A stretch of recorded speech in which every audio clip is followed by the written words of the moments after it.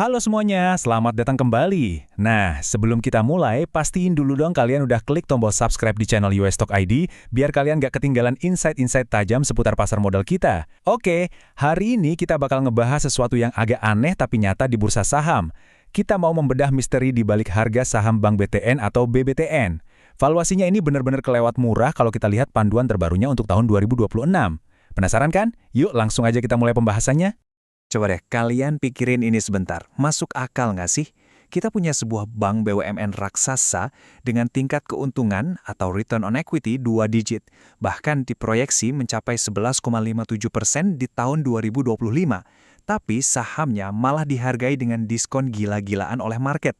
Secara logika investasi, bank yang jago cetak untung kayak gini harusnya kan dihargai premium ya kan? Tapi kenyataannya saat ini justru berbanding terbalik. Sebagai buktinya, rasio price to book BBTN saat ini cuma ada di 0,49 kali. Artinya apa? Kalau kalian beli sahamnya hari ini, kalian itu secara harfiah lagi borong aset solid perbankan nasional dengan diskon lebih dari 50%. Bayangin aja, kalian nemu barang bagus seharga 100.000, tapi pas di kasir, kalian cuma disuruh bayar Rp49.000. Murah banget kan? Tapi, otak investor kita pasti langsung bertanya-tanya, sebentar, di mana letak jebakannya? Kok bisa dihargai semurah ini? Untuk ngejawab itu, mari kita intip dulu rapor kinerja kuartal pertamanya. Kalau kita lihat laba bersihnya, angkanya justru melonjak tajam loh. Dari 904 miliar rupiah di kuartal pertama 2025, angkanya melesat nembus 1,1 triliun rupiah di awal 2026. Ini lompatan 22,6% secara year on year. Angka ini jelas nggak bisa diremehkan ya. Momentum pertumbuhan mereka itu bukan cuma sekedar bertahan, tapi benar-benar lagi tancap gas. Terus, kalian mungkin nanya, dari mana sih datangnya lonjakan laba itu? Ternyata pertumbuhan BTN ini nggak dibayar pakai dana yang mahal. Porsi CASA alias dana murah yang asalnya dari tabungan dan giro nasabah sekarang sukses mendominasi lebih dari 50% total dana pihak ketiga mereka. Efeknya, biaya bunga yang harus ditanggung bank turun drastis dari 4% jadi 3%. Nah, efisiensi pendanaan inilah yang jadi mesin utama di balik meroketnya laba mereka. Selanjutnya, mari kita bahas katalis yang bisa jadi mesin penggerak harga sahamnya ke depan. Kalau kita ngintip ke target tahun 2026, ada 3 jurus utama dari perusahaan. Pertama, penyaluran kredit KPR dipatok tumbuh solid di angka 8-10%. Kedua, agresivitas ekspansi digital mereka. Sekarang ini aplikasi BTN udah tembus 4 juta pengguna yang pastinya bakal dongkrak pendapatan admin dan ngunci dana murah tadi. Dan yang ketiga, ini nih yang paling ditunggu-tunggu sama para analis. Ambisi mereka buat nekan angka kredit macet alias NPL sampai turun ke bawah 3%. Kalau 3 hal ini sukses dieksekusi, percaya deh, cerita fundamental saham ini bakal berubah total. Tapi, tunggu dulu. Seperti yang saya janjikan tadi, mari kita bongkar resiko di balik angka-angka cantik ini.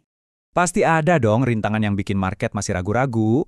Gini, model bisnis BTN ini kan sangat bertumpu pada KPR. Jadi kalau daya beli masyarakat tiba-tiba melemah, resiko kredit macetnya bisa langsung ikutan naik. Belum lagi persaingan rebutan dana murah antar bank yang lagi ketat-ketatnya. Tapi sebenarnya, sentimen paling besar yang bikin investor kakap masih wait and see saat ini adalah keputusan BTN meniadakan pembagian dividen alias 0% untuk laba tahun 2025. Tanpa adanya guyuran dividen, ya jelas banyak investor yang akhirnya milih pindah haluan ke saham lain untuk sementara waktu. Jadi, dengan semua pro dan kontra tadi, kemana arah masa depan sahamnya? Kunci utamanya cuma satu, perbaikan kualitas aset. Kalau angka kredit macet atau NPL tadi benar-benar bisa stabil di bawah 3% dan dana murahnya konsisten naik, kita masuk ke skenario bullish. Target harganya bisa lari ke level 1.700 sampai 1.900 rupiah. Skenario tengahnya alias base case, harga mungkin main di 1.500 sampai 1.700 kalau kreditnya tumbuh pas sesuai target aja. Tapi hati-hati, selalu ada skenario bearish. Harganya bisa nyungsap ke level 1.100 sampai 1.250 kalau kredit macetnya memburuk lagi. Saat ini, market benar-benar lagi nunggu pembuktian. Apakah perbaikan kinerja ini sifatnya permanen atau cuma euforia sesaat aja?